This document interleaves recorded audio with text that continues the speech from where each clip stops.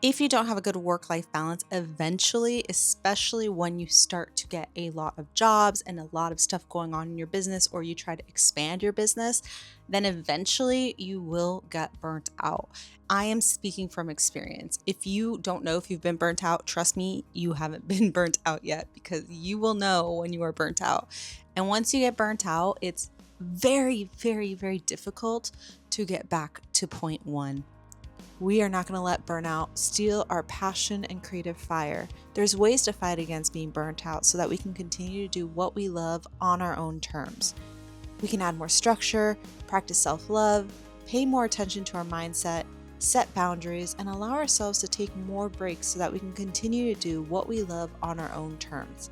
Today we're going to talk about work-life balance and how you can actually start enjoying that life that you're working so hard to create.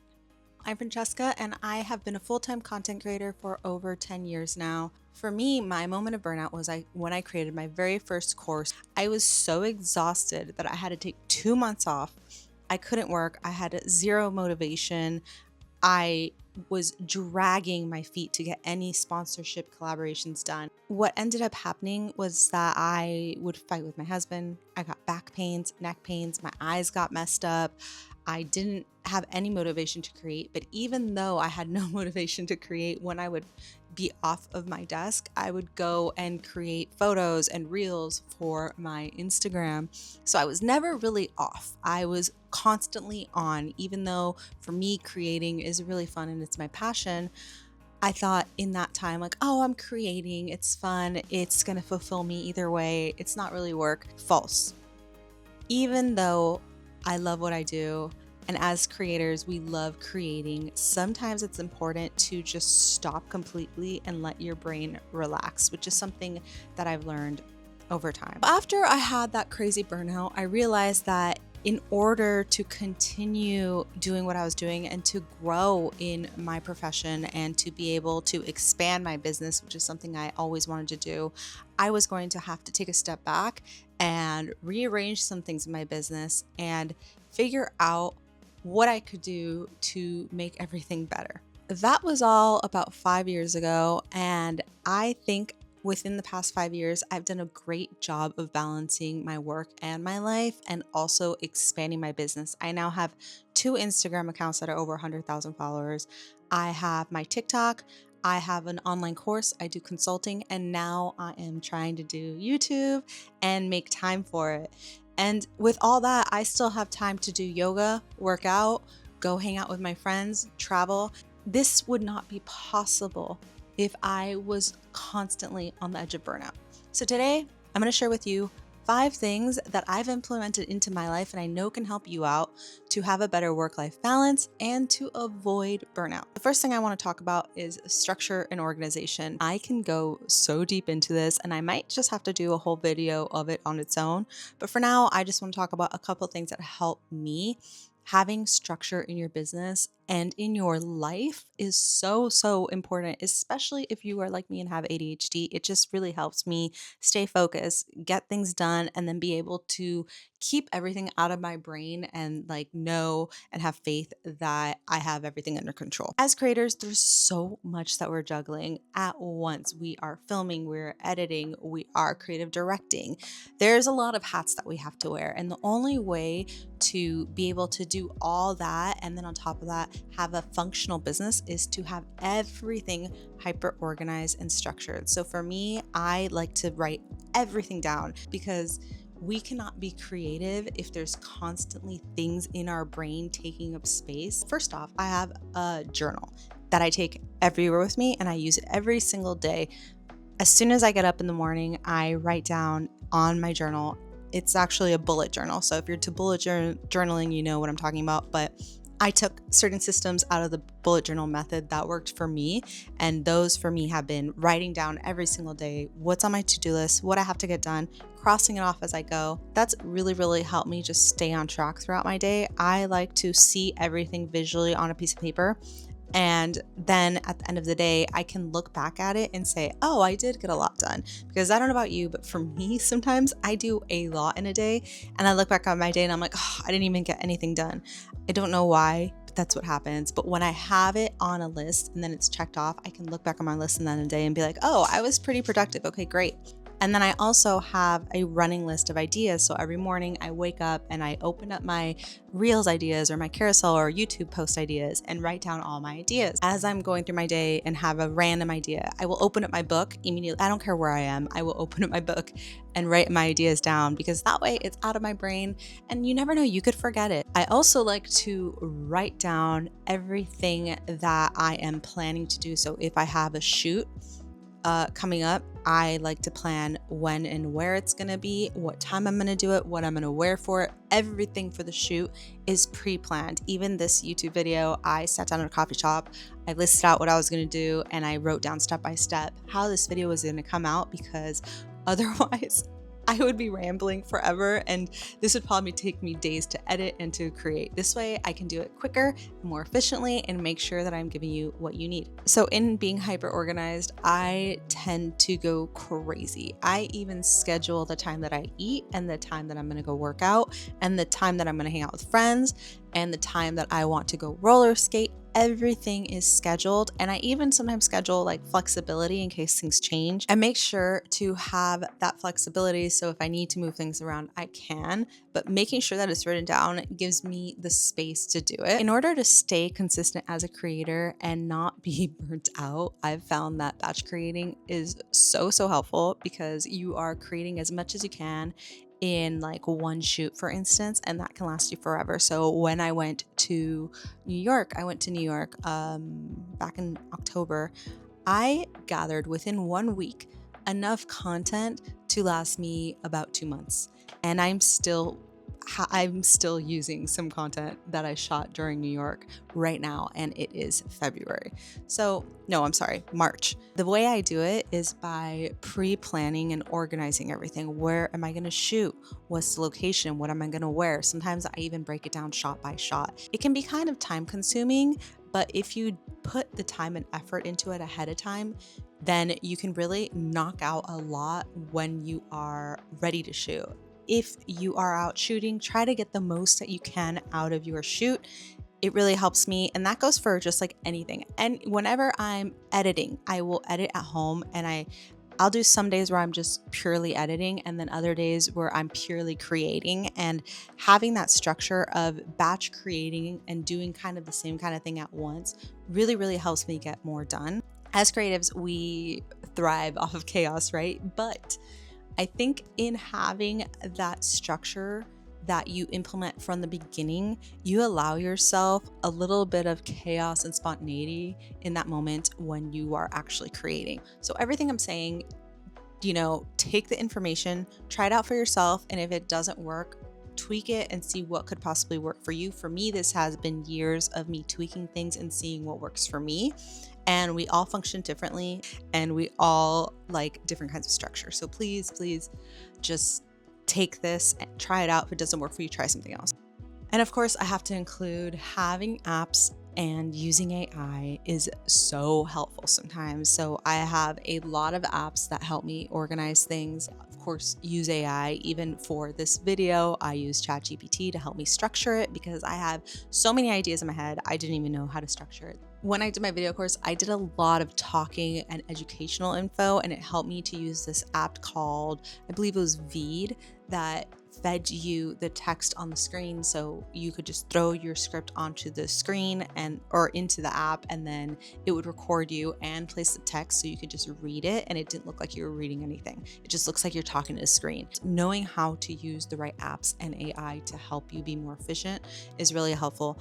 There's a lot of websites out there that can also help you. So if you need help maybe creating thumbnails for YouTube, or editing your website, or even editing a reel, and you don't have time or you don't know how, let's say you don't have time because time is money. Maybe you have a 9-to-5 and you're creating on the side. You don't really have time to edit. You don't have time to do all that stuff. There are people that you can hire on online websites. I needed somebody to edit my course videos. I didn't have time to edit, film, produce it, and edit it as well. So I actually sent out all my footage to somebody on Upwork. They edited for me, and they would send it to me within a day. I think any time that you can offload any of your work to somebody else is really, really beneficial, because the more time you have free to create or to hang out with your friends and family, then the better work-life balance you'll have. The second one point I want to talk about is setting your boundaries. I think when you have your own creator business, it's really, really hard to set boundaries for some reason. Boundaries with our friends, boundaries with ourselves, boundaries, just boundaries. A lot of times when we are our own bosses, especially as content creators, people just think we have all the time in the world to just do what we want when we want. And yes, we do have the freedom to do that, but we don't necessarily have the time. And if we say yes to everybody, we're not going to have time to focus on the stuff that we really have to focus on, and we might end up stressed out because we didn't do what we wanted to do, we didn't meet our goals, blah blah blah blah blah. That's why when I talked about organization earlier, I think it's really important to block out time when you're actually hanging out with your friends and family, so that you know, like, oh no, I have already blocked out that time and that's going to be here. Of course, we can all have a little bit of flexibility, but I feel like having those boundaries to tell people, no, I can't, I'm busy, even though they don't understand, like, what are you busy doing? Filming a TikTok? It doesn't matter. You know that you have to do it, and you have to set your boundaries. And then if you respect your boundaries, other people will start to respect them as well. When you are with people, make sure to turn off your screens, get offline, turn off your online world.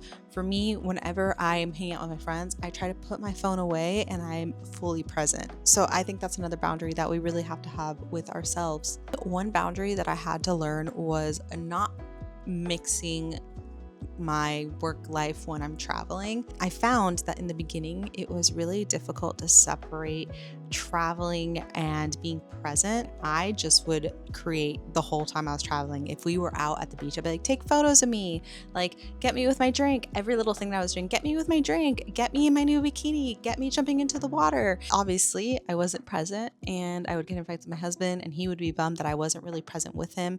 And as time went on, we started to understand that when I'm traveling, I actually had to set apart time for creating and time for being present, so I could actually have a vacation. Sometimes we'll separate to a full day. We're just enjoying off camera. I don't even, like, maybe I'll do a casual story here and there, but I am not creating content. And then I'll do a full day where it's dedicated to creating content, so I can be fully present in the creation process. And my husband knows that in that moment I am in work mode. So there's work mode, and then there's off travel, enjoying my vacay mode. I don't want to just not enjoy it. I want to have an actual vacation. So I will do my work, and then I'll turn it off and make sure that I am fully present in the moment. So that's a boundary that has been so important, and I think many people should implement that if you're not already. It doesn't go just for travel. I think that is just for any kind of creating in general. You have to make sure that creating does not bleed into your personal life. Keep it separate, and make sure that you're making time for yourself as well, so that you can recharge. And on that note, I'm going to take you into my third thing that I've implemented, and that is self-care and breaks. I mentioned earlier in structure and organization that you have to schedule everything. So I even schedule time for myself. I think I mentioned that. It's so important to make sure that you have time for yourself. I like to schedule in, like, even my roller skating, my jump roping. I make sure that every single day I do 1 or 2 things that are just for me, to let my inner child play, to let my brain have moments of clarity, to be able to ground myself and center myself. And then on the weekends, I like to take full time off. I will go to the park and read. I will go work on a DIY project at home, turn my screens off. I will go spend the whole day with my friends just having fun, or I'll go roller skate on the boardwalk for hours, just watching the sunset, having fun with my friends. All those little things that help recharge your soul are so important for the creative mind. And it helps bring you back to zero, so that you're not constantly on the edge and stressed out. Sometimes when we work, we end up stressing our body out, and we have this adrenaline that keeps going until we tell our bodies that it's 100% okay to relax now, and that everything is fine. And doing all these little things that help bring us joy, that make us laugh, that make us smile, bring our stress down, our cortisol levels down. It helps our body say, we got this, we're good. It's super, super, super important to prioritize your health just as much as you're prioritizing your business. I am always making sure I'm eating correctly. I'm getting my 8 hours of sleep. I am going to run. I am taking care of my body, my mind, make time to meditate. All those little things add up and will also affect the way that you create or the way that you run your business. As creators, we are constantly online, scrolling, taking in other people's videos, creating output, and it's nonstop.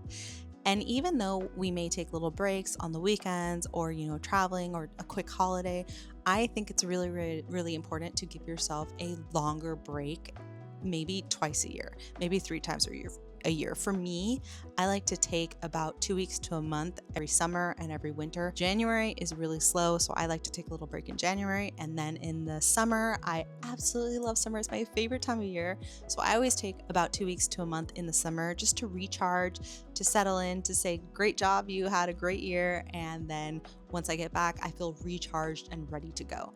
But breaks are so, so important. If we're constantly going and burning out the candle, we're just gonna have no flame left. You have to take time to let that wind set the fire again. I saw this YouTube video and the guy was talking about how creativity is basically like a fire and you have to continue to feed the fire and give it a little bit of air and let it grow. And if you keep bogging it down, you're gonna let the flame out. So you have to keep constantly taking breaks, letting wind in, let things breathe, and constantly feed the fire with breaks, with hanging out with your friends, with taking care of yourself. Do things that make you happy, and that is a great way to feed the flame. My next point is mindset. Your mindset can change everything when it comes to content creator and having a good work-life balance. The number one thing I always tell myself is there is no rush. I feel like in this world of content creating, we are and algorithms and numbers. We are always rushing. Create, post, engage, do this, do that. Somebody else is going to be, you're not going to get the collaboration. Somebody else is going to get it. You're not. I think it's really important to tell ourselves that there is literally no rush. We have to trust the process, and there is nobody rushing us really except for ourselves. And that is something that has really helped me slow down and enjoy life. The last thing we want is for life to, be at the end of our life and look back and be like, oh, I was never present. I never had time to go out and have fun and enjoy the freedom. And even when I was traveling, I was working. Settle down. There's no rush. Everything works out in the end, especially if you are doing what you're supposed to be doing. You're working like a little train, chugging away, and you're going towards your destination. Eventually, you will get there. I think something we really have to ask ourselves when looking at our mindset is, what does success look like? What does it look like to you? Is it having a lot of followers? Is it having freedom to travel? Is it just having a simple, content life and being comfortable financially? What does it look like to you? I think once you know that, then it helps you focus on what your goals are and what you're doing. And anytime you feel a little confused about your direction, you can look at your answer and be like, oh, right, okay, this is what I need to focus on. If you're just looking at, I just need to grow, it will never be enough. There's some creators out there that just no matter what they do, no matter how successful, at least to me, I think they're successful, or others might think they're successful. To them, they're not successful because they just don't really know what success is. They're not really thinking about it. They're just looking at the numbers, letting the algorithm guide them. They are growing, but it's just not enough. They're getting collabs, but it's not enough. The next girl is getting more than me. So you have to think about, what does success look like to you? And I think it's really important to also think of yourself as competition and not anybody else. There's so many other people doing their own thing out there, but if we're looking at them and not at ourselves, we're never going to be happy and fulfilled. I personally like to look at where I was before and then where I am now, and that just really helps put things into perspective. Be in competition with yourself and not with anybody else. If you are never happy with what you have, and if you're constantly competing with others, no matter what, you're never going to be happy, and you will burn out because you're going to be constantly trying to fight or constantly trying to run towards something that you don't even know what it is, and you're never going to get it because you're never going to be happy. I also found that it's impossible to please everyone in this industry. Not everyone's going to love you, but you need to be able to be you. And this is something that has really helped me, because if you are constantly chasing what other people are or trying to people please, you're going to be hitting a wall because you are not being authentically you. And I know being authentic is a word that's it's always used. Everybody's like, oh my God, be authentically you. But it's really important to find who you are, because if something doesn't work out, but you're like, you know what, I did that because I like it and this is what I want to put out into the world, then you're going to be happy with it. But if you did it because you saw somebody else do it and it worked for them, you're going to be like, why didn't it work for me? I don't understand. Like, what am I doing wrong? You're not being yourself, babe. That's what you're doing wrong. Trying to please others, trying to be like others is just going to leave you drained. But if you are yourself and letting it authentically flow from you, you're just going to feel energized and happy, and possibly inspire others to be themselves as well. Showing up as you online to strangers isn't something that just comes naturally. It's something that's worked on. Sure, some people can do it, but I really think for me, it's taken work to find who I am and to feel comfortable showing that to people that I don't know that may judge me. But I think it's something that we need to work on every single day. So in this world, in this creator business, if you want to feel less drained, feel happier with who you are, attract your tribe, you got to focus on developing who you are, trusting your intuition, knowing what might work. And it's something that needs to be developed. So constantly working on that is very helpful. And you'll feel a little less drained when you are just letting yourself be, and you're not hitting a wall trying to make something that isn't you work. And lastly, energy management. For me, it's been so helpful to avoid burnout by listening to my body. So there's times, especially as women, we have a lot of hormones, we've got our cycles, we have ups and downs with our energy. I like to organize or structure my work with my cycle and what my energy feels like. So I think it's really important to be heavily in tune with ourselves, and all the stuff that I've talked about, organizing yourself, making time for yourself, making time for work and play, and having boundaries will help you be able to be more in tune with yourself, so that you can feel when you have high energies or low energies. So I actually like to work around my cycle. So on the weeks that I have high energy, I schedule everything ahead of time so that I can, with that energy, use that energy to create as much as I can. All the stuff that would take up a lot of my energy, like go somewhere, travel somewhere, create on location, I schedule for that week. And then I make sure that the week during my period, I am doing things indoors. I'm sitting on my couch, I'm editing, I'm chilling. I can sleep if I need to. And maybe I already have a bunch of content made from my high energy week, so I can take a few days off. So that's really helped me, because that way you're not pushing yourself when you're not dragging your feet when you don't want to. We also, when we get our periods and we're on our cycle, when we get our periods, our brains are also period foggy. So it's very helpful to just have to edit and not really think during those weeks. So I like to just sit down and do that. And I'm not really trying to create anything on those weeks. I also like to work with my creative bursts, which typically goes also with my cycle of my high energy weeks. My brain works a different way throughout the month. But on those times that I'm feeling heavily creative, I will go ham. I will let myself sometimes go outside of my structure. There's chaos within my structure. I allow myself a little freedom. So if I'm feeling high energy, I will go and create everything I can and do what I can, and just like throw out all my creative ideas. And then if I feel like I'm in a little bit of a creative slump, I will retreat. I will let myself take time off. It probably means that you're getting a little burnt out, or your body just isn't there right now, and that's okay. I think we need to listen to our bodies more. I think we need to learn to be more in touch, and in being more in tune with yourself, you're gonna be less drained. So work with your creative ebbs and flows. Don't fight against it if you are your own boss, or if you have the flexibility to do what you can. Of course, sometimes we have like deadlines and jobs that we have to do. But if there's other things, if you can create a video, you have this amazing idea, but you just don't have the energy to do it, just don't do it.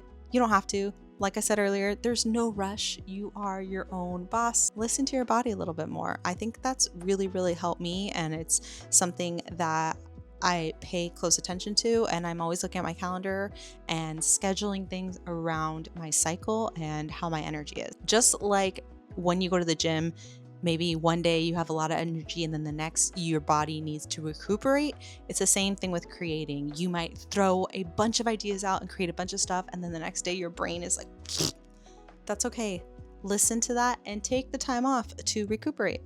So if anybody wants to dive deeper into this and do a one-on-one session with me, little shameless plug, I do consulting, so you can schedule with me. I'm going to put the link below for consulting, and you can just spend time with me, ask me questions. Happy to help you dive further into this. If something specific has really worked for you, please drop it in the comments below. I would love to know. Or if you've tried something I've talked about, let me know. Share it with others below. If you want more videos like this, like and subscribe, and thank you for watching. Bye.